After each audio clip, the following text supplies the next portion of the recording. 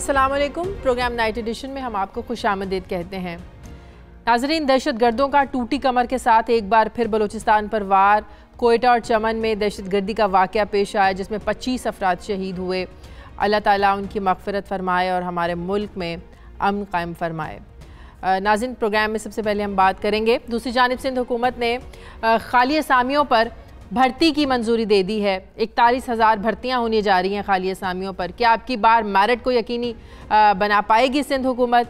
इस पर बात करेंगे। और नवाज़ ख़ानदान के बाद अब शहबाज ख़ानदान की है बारी। मनी लॉन्ड्रिंग केस की अहम तफसीलात सामने आई हैं। क्या नैब है ये केस को साबित कर पाएगा? और प्रोग्राम के आखिरी हिस्से में बात करेंगे, IMF से मुआहदा होने को है। IMF की शराइत क्या मज़ीद सख्त होंगी? पाकिस्तान के पास टैक्स बढ़ाने के अलावा और कोई चारा नहीं, ये कहा जा रहा है। अवाम मज़ीद महंगाई के लिए तैयार हो जाए। नाजरीन, वज़ीर आला सिंध मुराद अली शाह ने यह ऐलान किया है कि सिंध में खाली आसामियाँ पुर की जाएँ और लोगों को नौकरियाँ दी जाएँ। वज़ीर आला सिंध का ये ऐलान यकीनन काबिल तारीफ़ भी है और आवाम के लिए खुशी का बायस भी। लेकिन अगर माजी की रवायात को देखा जाए, इंकशाफात और तजर्बात को देखते हुए सवाल यहाँ पर ये उठता है, ये पैदा होता है कि क्या सिंध हुकूमत अब की बार मेरिट को यकीनी बना पाएगी? पीपल्स पार्टी को सिंध का इक़्तिदार संभाले 10 साल से ज़ायद का अरसा हो चुका और इस सारे अरसे में जाली और घोष मुलाजमीन के बारे में मुख्तलिफ औकात में मुख्तलिफ रिपोर्ट्स भी सामने आ चुकी हैं। सूबाई वज़रा भी इसका बारहा एतराफ़ कर चुके हैं। सवाल ये है कि क्या असामियाँ पुर करना ही आखिरी हल है या निज़ाम में बेहतरी लाई जानी चाहिए? एक अंदाजे के मुताबिक 11 साला दौर में महकमा तालीम 7,500 से ज़ायद घोस्ट भर्तियाँ हुई। महकमा तालीम में महकमा बल्दियात के मातहत इदारों में टाउन कमेटीज़ और म्यूनसिपल कमेटीज़ में 10,000 से ज़ायद ऐसी भर्तियाँ की गईं जो बाद में घोस्ट साबित हुई। मामलात अदालतों तक भी गए। महकमा सेहत में सैकड़ों अफराद को जाली और खिलाफ ज़ाब्ता तरीके से अपॉइंटमेंट लेटर्स दिए गए। और जब सिंध पब्लिक कमीशन की कॉम्पोजिशन ही सियासी बुनियादों पर की गई हो तो ऐसे में सवाल ये होता है कि फिर मेरिट को सिंध हुकूमत कैसे यकीनी बना पाएगी? इसी पर पहले प्रोग्राम के हिस्से में ज़फ़र हिलाली साहब हैं मेरे साथ। पाकिस्तान पीपल्स पार्टी की रहनुमा शहला रज़ा साहिबा हमें ज्वाइन कर रही हैं। MQM के रहनुमा कंवर नवीद जमील साहब हमारे साथ हैं और कराची से हमारे नुमाइंदे वकास बाकिर हैं। वकास, सबसे पहले मैं आपसे कुछ मालूमात ले लूँ। जैसे मैंने पहले कहा कि बड़ी अच्छी बात है सिंध हुकूमत जो खाली असामियाँ हैं उन पर भर्ती करने जा रही है, लेकिन वही बात अगर माजी के तजर्बात को देखें, माजी के वाक़यात को देखें, जैसे कि मैंने पहले कहा महकमा तालीम हो, महकमा सेहत हो, घोस्ट भर्तियाँ हुई, मामलात अदालतों तक भी गए, तो क्या अब की बार ये कहा जा सकता है कि मामलात जो हैं वो मेरिट पर होंगे, मेरिट को यकीनी बनाया जाएगा? और साथ ज़रा ये भी बताइएगा कि क्या ये भी बात दुरुस्त है कि जो 41,000 भर्तियाँ होने जा रही हैं उनमें जो 1700 डॉक्टर्स की भर्तियां होनी है 1770वें स्केल पर, उसमें पब्लिक सर्विस कमीशन को नज़रअंदाज करके उसकी बजाय वॉक इन के ज़रिए जो है ना वो इनको इंटरव्यूज़ किए जाएंगे और सेलेक्ट किया जाएगा?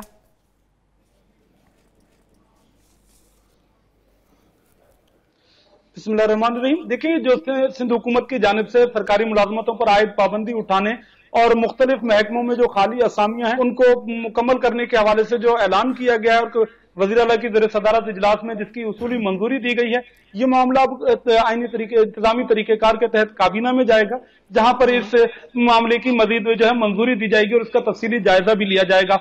सिंध के मुख्तलिफ महकमों बशमूल महकमा तालीम, महकमा बल्दियात, महकमा सेहत और दीगर महकमों में करीबन 30,000 से ज़ायद असामियां खाली हैं जो कि ग्रेड 1 तक ग्रेड 17 की असामियां हैं।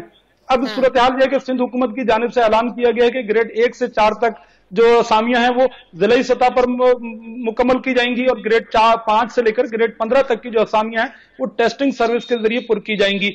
अगर माजी की सूरत हाल को देखें और सिंध पब्लिक सर्विस कमीशन की जो मौजूदा कंपोजिशन है उसको अगर देखें तो सूरत हाल जो है वो ज्यादा मुख्तलिफ नजर नहीं आती माजी से।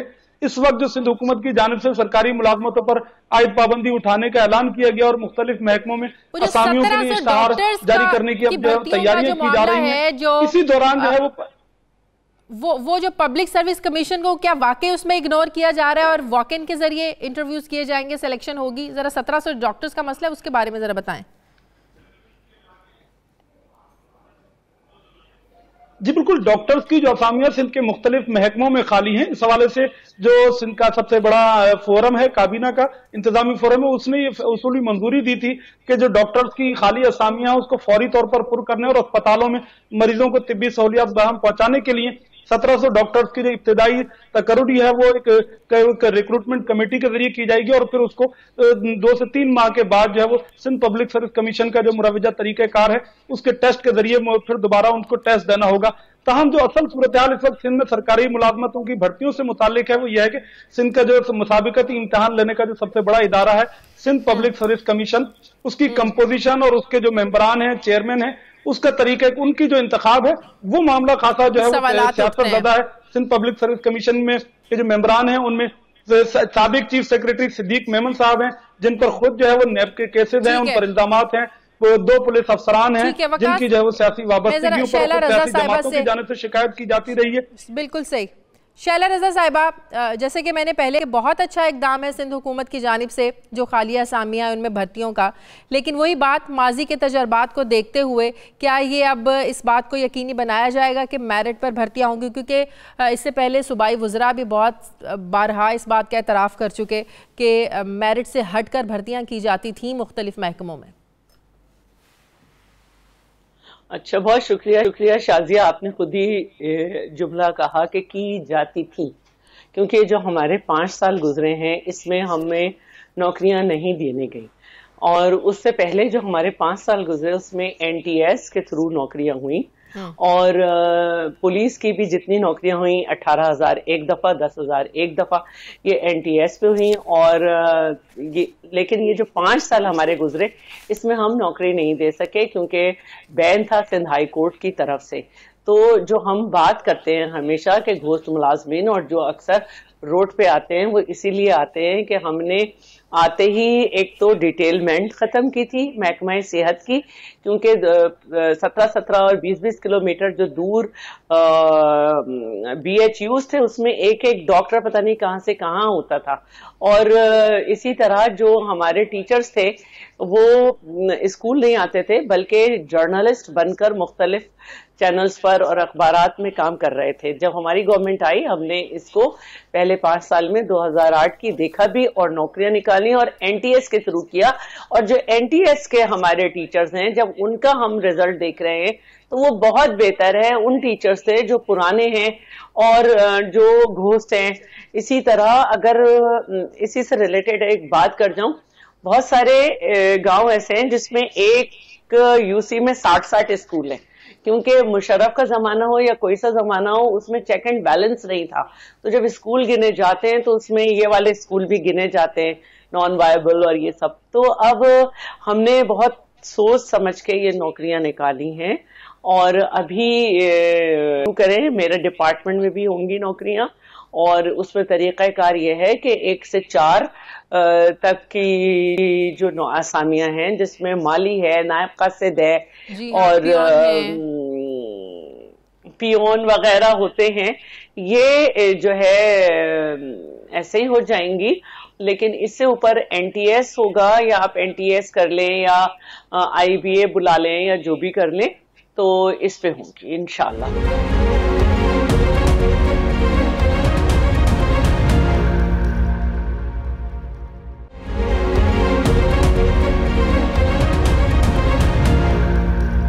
क्या सिंध हुकूमत के इस इक़दाम को सराहते हैं कि जो भर्तियां होने जा रही हैं वाकई अब मेरिट पर होंगी? देखिए, अगर मेरिट पर ये भर्तियां हों तो बहुत अच्छी बात है, गरीब लोगों को रोजगार दिया जाए। लेकिन सिंध हुकूमत के साथ या पीपल्स पार्टी की हुकूमत के साथ 3 बड़े मसले हैं नौकरियों के हवाले से। क्या? एक तो यह है कि इन्होंने बहुत बड़े पैमाने पर रिश्वत के अवज़, पैसों के अवज़ नौकरियां बेची, उसमें मेरिट पर कॉम्प्रोमाइज किया।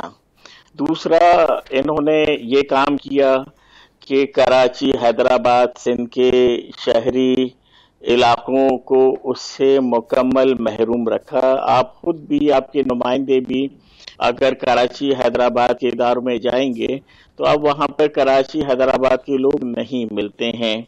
तो वो तमाम की तमाम उन्होंने भर्ती जो भी दी वो सियासी रिश्वत की बुनियाद पर दी اور پیسے کی بنیاد پر دی. ہماری کچھ عرصے پہلے جو گزشتہ اس میں سینٹ کے ان کے چیئرمین تھے پیپلز پارٹی کے, تو ہم نے ان کو سپورٹ کیا تھا. 2015 کی بات ہے. تو میں خود گیا, میں نے زرداری صاحب سے بھی یہ بات شکایت کی کہ دیکھیں ہمارے پاس 2 لاکھ کے لگ بھگ لوگوں کی وہ تمام فہرستیں موجود ہیں کہ جن میں کراچی حیدرآباد کے لوگ نہیں ہیں. یہاں کے ڈومیسائل تو بنائے, ڈومیسائل بنانے والے بھی سب انہی کے افسران, انہی کے اہلکار ہیں, بلکہ انہی کے ورکر ہیں جنہوں نے اپوائنٹ کر دیا ہے. تو یہاں تک ہوا ہے بلکہ جو ان کے چیئرمین ہیں سولنگی صاحب, سائیں سولنگی صاحب, ان کی 3 بچے ہیں. 2 بچوں کے رورل ڈومیسائل پر نوکری ہوئی ہے, 1 بچے کی اربن ڈومیسائل پہ. ہمارے پاس درجنوں ایسے کیسز موجود ہیں کہ پہلے پیپلز پارٹی کے لوگوں نے رورل ڈومیسائل پہ اپلائی کیا, جب وہاں سے کامیاب نہیں ہو سکے تو انہیں اگین اپنا ڈومیسائل چینج کرایا اور اربن ڈومیسائل پر ہوئے. کل خالد مقبول بھائی ایک پریس کانفرنس کر رہے ہیں اور ہم کوشش کریں گے کہ ہمارے پاس 3 لاکھ سے زیادہ وہ تمام ڈیٹیل موجود ہے جتنے لوگوں کو انہوں نے بھرتی کیا ہے, نام کے ساتھ, ان کی والدیت کے ساتھ, ان کے CNIC کے ساتھ. تو وہ ہم آپ لوگوں کے میڈیا کے تھرو پوری پاکستان میں دکھائیں اور پاکستان کے اداروں سے کہیں, عدالتوں سے کہیں, حکومتوں سے کہیں کہ یہ نہ طرز حکومت ہے اور نہ اس طرح سے حکومتیں چلتی ہیں. اور جو انہوں نے کیا, پھر انہوں نے خاص طور سے اردو بولنے والوں کے ساتھ تو اتنی زیادتی کی. میری بہن اردو اسپیکنگ ہے, یقیناً اس کو ڈیفینڈ کریں گی بہرحال, اس لیے کہ ان کا تعلق ہے اور آج کا نہیں پرانا پیپلز پارٹی سے تعلق ہے, کہ اتنی زیادتی کی. یہ بات بھی میں زرداری صاحب سے کہہ کر آیا تھا, تو ان کے بہت محترم شخصیت ہیں, میں نام لینا نہیں چاہتا کہ ان کو بھی بہن ہے میری, ان کو بھی تکلیف ہوگی.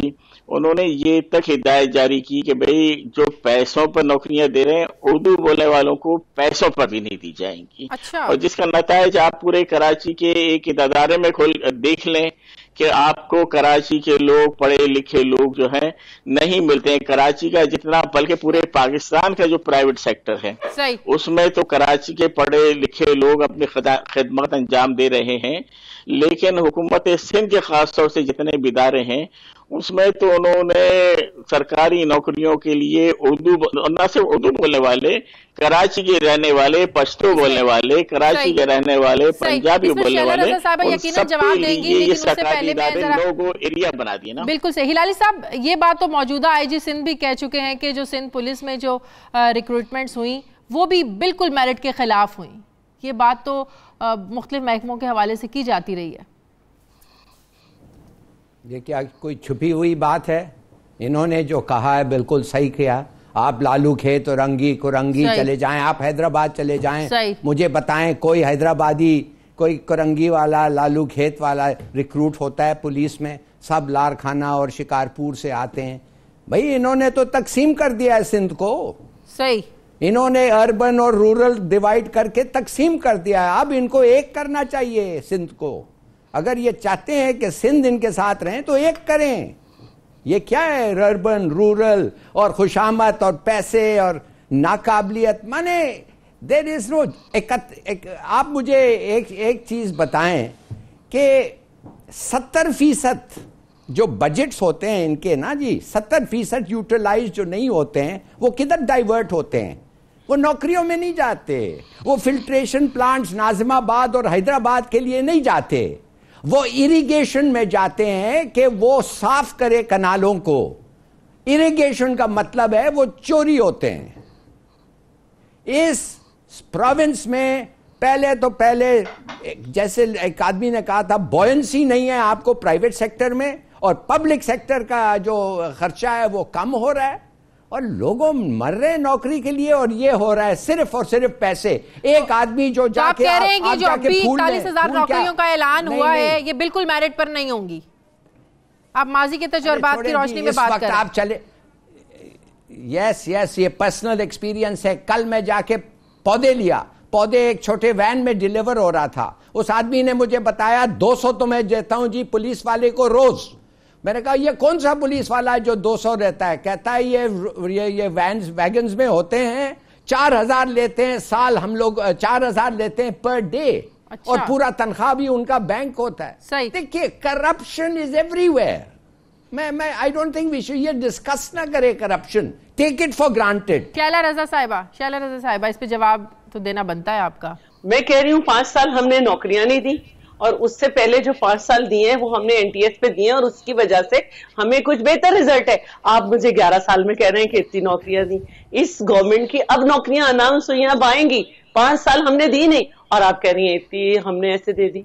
दूसरी बात जो है वो ये है कि इस वक्त सिंध जो है उसमें 10 साल का अपना पूरा हिसाब दिया है, और एक पाई थर में किसी ने नहीं लगाई, किसी फेडरल गवर्नमेंट ने।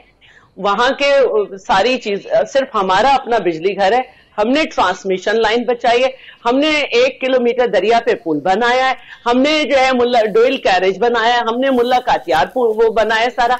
हमने पूरा कराची में इस वक्त रोड में इंफ्रास्ट्रक्चर जो खड़ा किया है उसकी खुद तारिक रोड से लेके बादराबाद से लेके मुख्तलिफ लोगों ने तारीफ की, इतने पुल बने। पता नहीं क्यों लोग सिंध का नाम आते ही पीपल्स पार्टी का लोगों के दिमाग में मिर्चें भर जाती हैं, खून उबलने लगता है। एक चीज जाके साबित करें कि किस जगह बगैर एनटीएस की हुई। उस वक्त कुछ नहीं बोले जब मुशर्रफ के साथ गोद में बैठे थे और सिंध पे जो है वो नौकरियों के दरवाजे बंद थे। उस वक्त नहीं बोला जाता था किसी से, उस वक्त नहीं बोला जाता था जब वफाक के हर हुकूमत के साथी होते हैं और कोटा सिस्टम को सपोर्ट करते रहते थे। हमने कोटा सिस्टम को आके खत्म किया है, हमने किया है। ये वाहिद सूबा है जहां पे फौज से जो है पुलिस को ट्रेनिंग दिलाई गई है, और हमारे इख्तियार में नहीं है पुलिस को नौकरी देना, पुलिस का तबादला करना, पुलिस की पोस्टिंग करना हमारे इख्तियार में नहीं है। हमारे यहाँ पुलिस इतनी इंडिपेंडेंट है। कौन करता है? आईजी साहब वो तो आईजी साहब नहीं होती, वो तो खुद कह रहे हैं मेरिट पर नहीं होता। गलत कह रही हैं वो। इसी तरह कह रहे हैं जैसे यहाँ पे स्टेटमेंट चल रहे हैं sweeping. Lyari journal university Pakistan बनने के बाद सिर्फ एक यूनिवर्सिटी कराची में थी जर्नल, हमने दूसरी बनाई। वहां का एक स्टूडेंट मुझे वहां का एक टीचर मुझे मिला, उसने कहा कि मैं नाजमाबाद में रहता हूं, मैंने इंटरव्यू के लिए भरा, मेरी कॉल आई और मैं मैरिट पे हूं।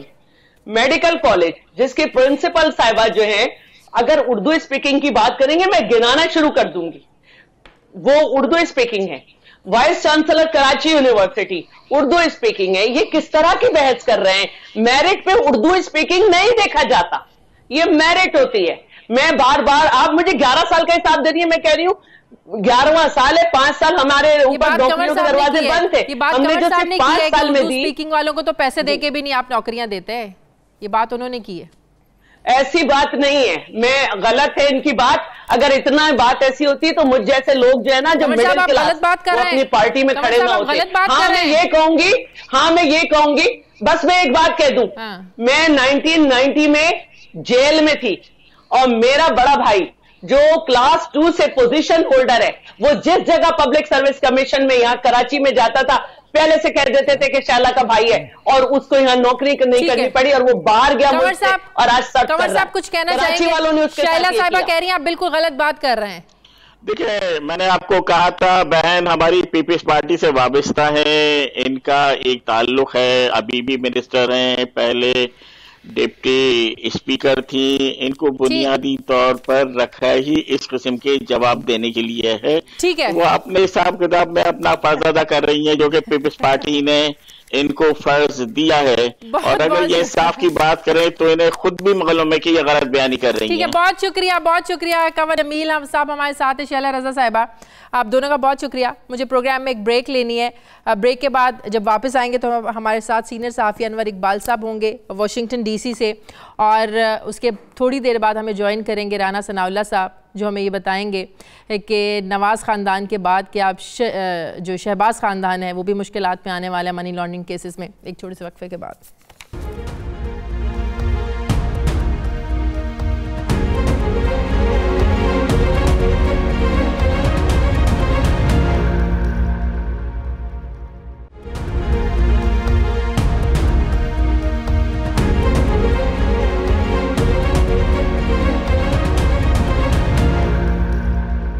ناظرین، وزیر خزانہ اسد عمر جو کہ امریکہ میں ہیں، یہ کہہ رہے ہیں کہ آئی ایم ایف سے معاملات طے پا گئے ہیں، معاہدے کی جو تفصیلات ہیں یہ جلد منظر عام پر آئیں گی، جبکہ گزشتہ دنوں ایک بیان میں اسد عمر نے یہ کہا تھا کہ معیشت 1.5 سال تک مستحکم ہو جائے گی، جبکہ کل اس کے برخلاف مشیر تجارت رزاق داؤد صاحب جو ہیں انہوں نے ایک بیان دیا اور کہا کہ اگلے 6 ماہ میں جو ملکی معاشی حالات ہیں بہتر ہو جائیں گے۔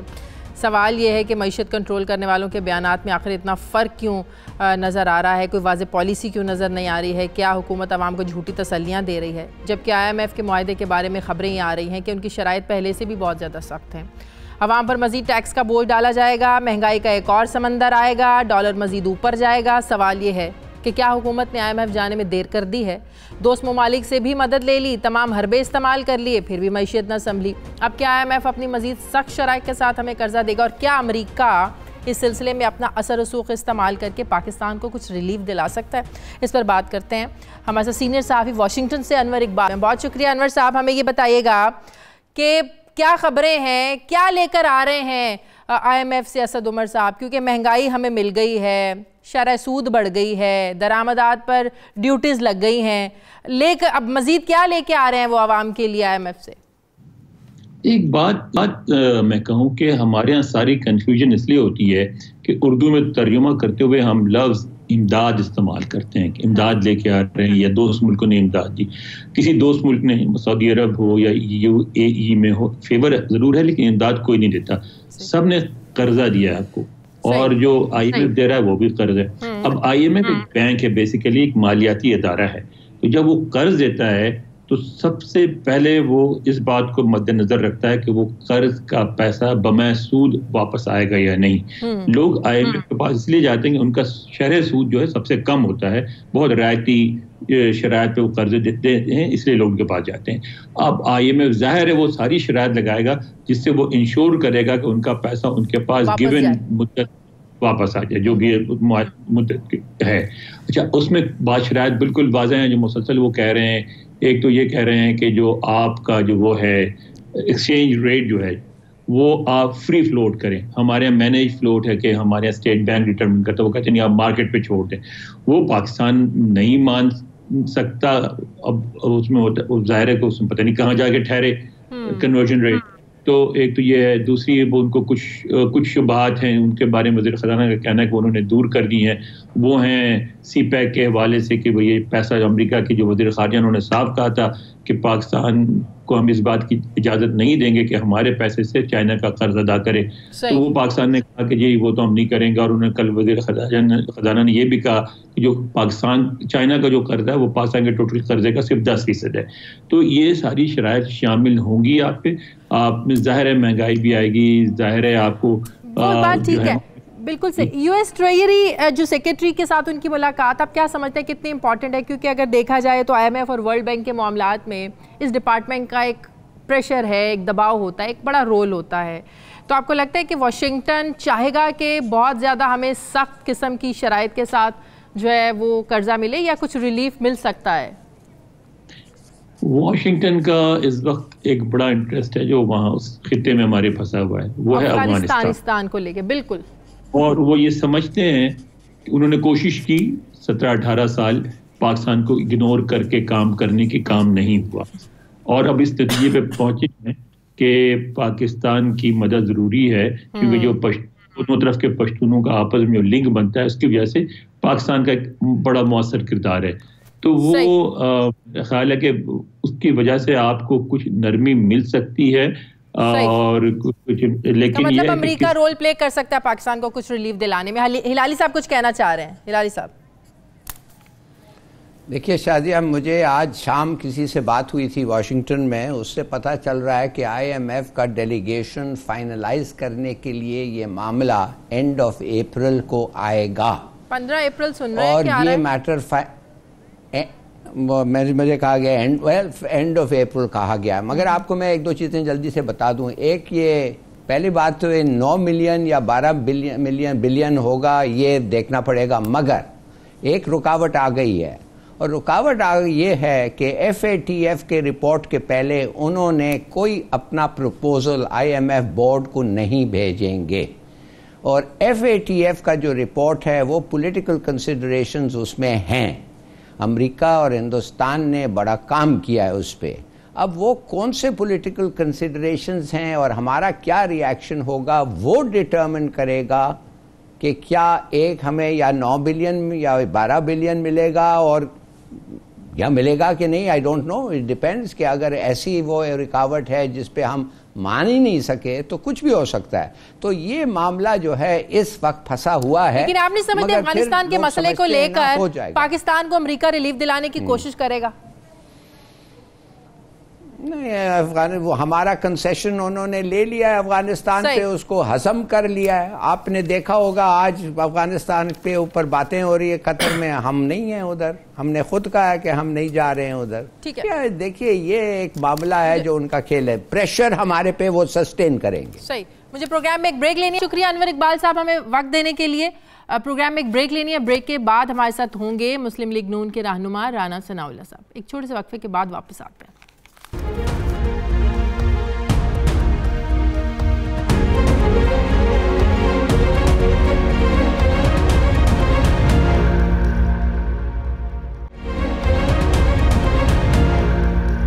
بریک کے بعد خوش آمدید. ناظرین, نیب کی جانب سے شہباز شریف کے خلاف بنائے گئے آشیانہ, صاف پانی اسکینڈل وغیرہ جیسے سابقہ مقدمات میں بڑے دعوے کیے گئے تھے, لیکن نیب کچھ ثابت نہیں کر پائی. اور لاہور ہائی کورٹ نے ریمارکس دیے تھے کہ یہ بدنیتی سے یہ کیسز بنائے گئے تھے. لیکن منی لانڈرنگ کیس کو حکومت اور جو مختلف ادارے ہیں یہ مختلف انداز سے دیکھ رہے ہیں. ذرائع جو ہیں یہ شہباز فیملی کے خلاف جاری منی لانڈرنگ کیس کی جو تفصیلات بتا رہے ہیں, ان تفصیلات کے مطابق تقریباً 3 ارب 69 کروڑ کی منی لانڈرنگ کی گئی ہے. بعد میں یہ رقم واپس شریف خاندان کے بینک اکاؤنٹس میں آتی ہے. پھر یہ بھی کہا جا رہا ہے کہ ٹھوس شواہد موجود ہیں کہ ماڈل ٹاؤن میں شریف فیملی کے جو مینیجرز ہیں انہوں نے نقد رقم سے بھرے ہوئے تھیلے وصول کیے, جو مختلف مقامات پر منی چینجرز کے پاس لے جائی گئی یہ رقم, تاکہ ہنڈی اور حوالہ ڈیلرز کے ذریعے ٹیلی گرافک ٹرانسفرز یعنی TT کا جو معاملہ ہے اس کو طے کیا جا سکے.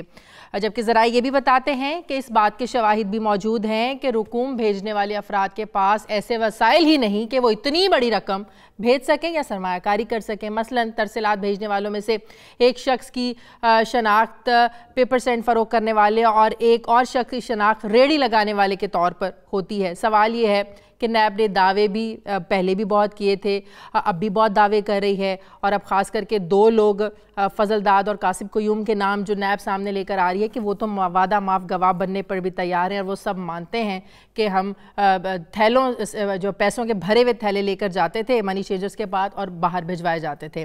اب دیکھنا یہ ہے کہ اس بار نیب یہ کیسز کو ثابت کر پائے گی. ایک طرف شریف خاندان کو ریلیف مل رہا ہے مختلف کیسز میں, تو دوسری طرف نئے کیس بن رہے ہیں.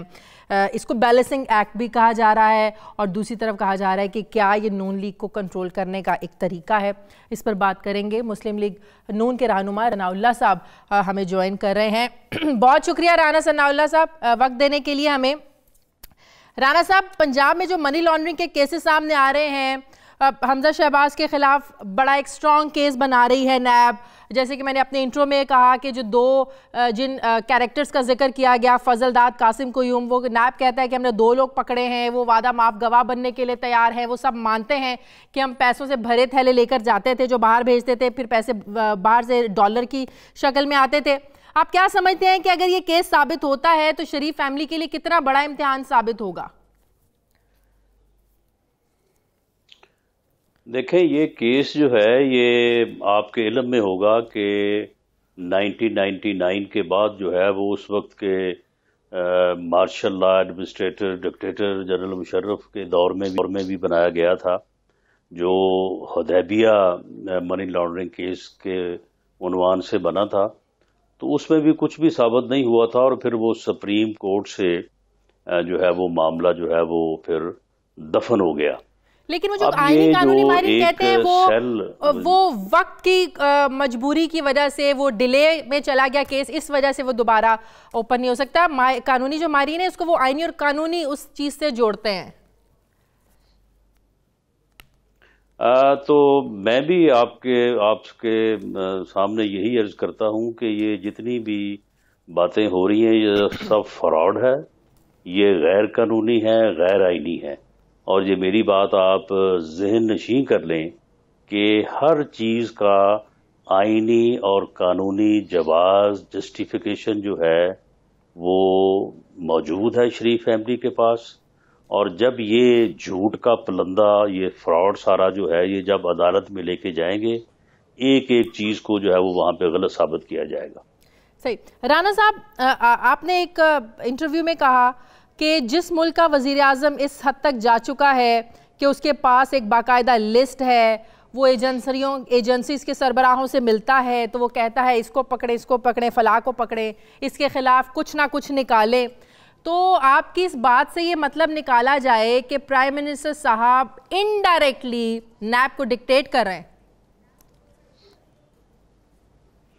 نہ صرف نیب کو جو ہے وہ پریشرائز کر رہے ہیں، بلکہ تمام جو ایجنسیز ہیں ان کے پیچھے پڑے ہوئے ہیں اور ان کو کہتے ہیں کہ جی یہ کچھ نہ کچھ کسی نہ کسی کے خلاف جو ہے وہ نکالیں، اور ان کو نہ حکومت سے کوئی دلچسپی ہے، نہ ان کو اس ملک کی اکانومی کی بدحالی سے کوئی فکر ہے۔ وہ پیسے اگر نکالیں گے عمران خان نے اپنی جیب میں تو نہیں ڈال لینے نا، انہوں نے اپنا کچھ ذاتی فائدہ تو نہیں نکال لینا نا، ان کا نہیں تو کہاں نہیں تو نکالنے کہاں سے ہیں اس نے؟ تو وہ تو یہی کہہ رہے ہیں نا، نیب میں کیسز چل رہے ہیں پیسے نکالوانے کے لیے، تو پھر چلو بتائے، نہیں تو چلو بتائے نا پھر یہ 8 ماہ میں کتنے پیسے نکالے اس نے؟ وہ تو کہتا تھا کہ یہاں سے جو ہے وہ ہر مہینے جو ہے وہ اربوں ڈالر کی جو ہے وہ ہو رہی ہے منی لانڈرنگ، میں آتے ہی بند کر دوں گا۔ بتایا نا وہ پیسے کہاں ہیں؟ تو آپ کے پاس یہ آتھینٹک انفارمیشن ہے کہ وہ ایجنسیوں کے سربراہوں سے ملتے ہیں اور باقاعدہ ان کو لسٹ جا کے دیتے ہیں کہ اس بندے کو فلاں بندے کو پکڑیں؟ لوگ خود بتاتے ہیں، کسی نے آپ کو لسٹ دکھائی؟ کسی نے لسٹ دکھائی؟ یہ جو نہیں لسٹ اس نے خود کہا ہے، اس نے ایک سے زیادہ مرتبہ کہا ہے کہ 50 لوگوں کی لسٹ میرے پاس ہے اور میں نے ان 50 لوگوں کو جو ہے وہ جیل میں بند کرنا ہے۔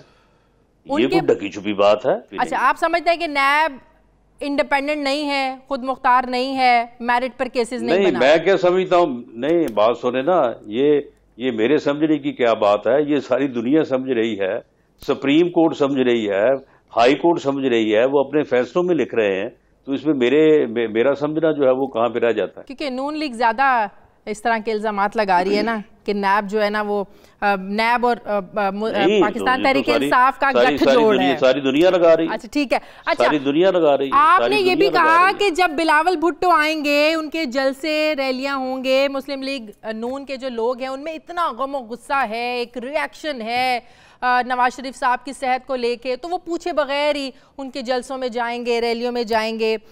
تو ہم سمجھیں کہ اگر پاکستان پیپلز پارٹی کوئی تحریک، کوئی موومنٹ شروع کرتی ہے حکومت کے خلاف، تو نون لیگ اس کا حصہ بنے گی یا بننے جا رہی ہے؟ کیونکہ زرداری صاحب یہ اشارہ دے چکے ہیں کہ ہم تحریک چلائیں گے، یہ حکومت اس قابل ہی نہیں ہے کہ اس کو وقت دیا جائے۔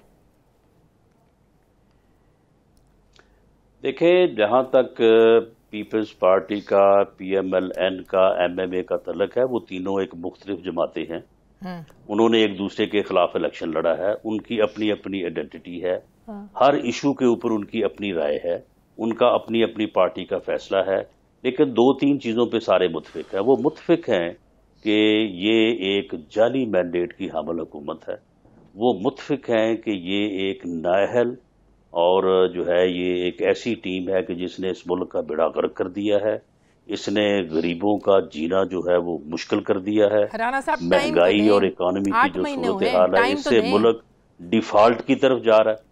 نہیں، ٹائم تو انہوں نے تو 100 دن مانگا تھا، ان کو اور کا ٹائم کیا دیں؟ 100 دن میں ملک تو ٹھیک نہیں ہوتا نا، 100 دن میں انہوں نے سمت کو درست کرنا تھا، ایک ڈائریکشن پہ لے کے جانا تھا۔ بات سنیں نا، نہیں سن لینا، نہیں سن لینا، بات یہ ہے کہ یہ میں نے تو نہیں نا ان کو مجبور کیا تھا، جو انہوں نے الیکشن سے پہلے جو ملک کے ساتھ انہوں نے کیا، پھر عوام کے ساتھ انہوں نے فراڈ کیا، عوام کے ساتھ دھوکہ کیا، جب یہ کہتے تھے کہ عمران خان آئے گی، وہ سب کا فائل منگائے گی، پھر اس کے بعد سب کو الٹا لٹکائے گی، پھر $200 منگائے گی، $100 کا قرضہ واپس کرے گی، $100 عوام پہ لگائے گی، وہ کدھر ہے $100؟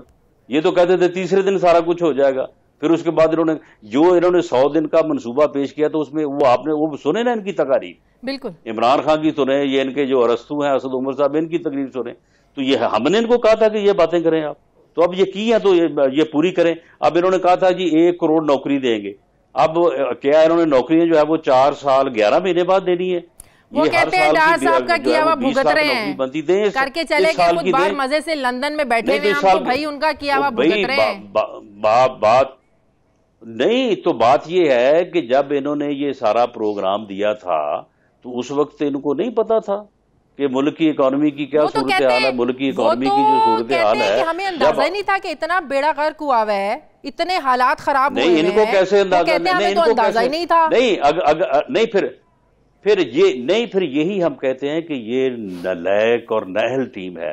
آپ مجھے بتائیں کہ جس ملک کا بجٹ جو ہے وہ جب ہر سال پیش ہوتا ہے تو اس میں ہر چیز جو ہے وہ لکھی ہوتی ہے, ہر چیز موجود ہوتی ہے. ایشیا بینک, ورلڈ بینک جو ہے وہ سارے جو ہے وہ آپ کی اکانومی کے اوپر, اب یہ اکانومی کے اوپر ایشین اور ورلڈ بینک کے تبصرے آئے ہیں نا, انہوں نے کہا کہ 5.8 تھا گروتھ ریٹ تو وہ 2.9 پہ آ گیا ہے. بیڑا غرق کر دیا انہوں نے. یہ تو ملک کو ڈیفالٹ کی طرف لے کے جا رہے ہیں. آپ ڈالر دیکھیں انہوں نے جو ہے وہ کہاں پہ پہنچا دیا ہے. تو اس صورتحال میں تو ملک کا نقصان ہو جائے گا, ریاست کا نقصان ہو جائے گا. تو اس لیے ہلالی صاحب کچھ پوچھنا چاہ رہے ہیں آپ سے. ہلالی صاحب تو اس لیے نہیں وہ آئی ایم رانا صاحب السلام علیکم. میں آپ سے یہ پوچھنا چاہتا ہوں کہ آپ کے خیال میں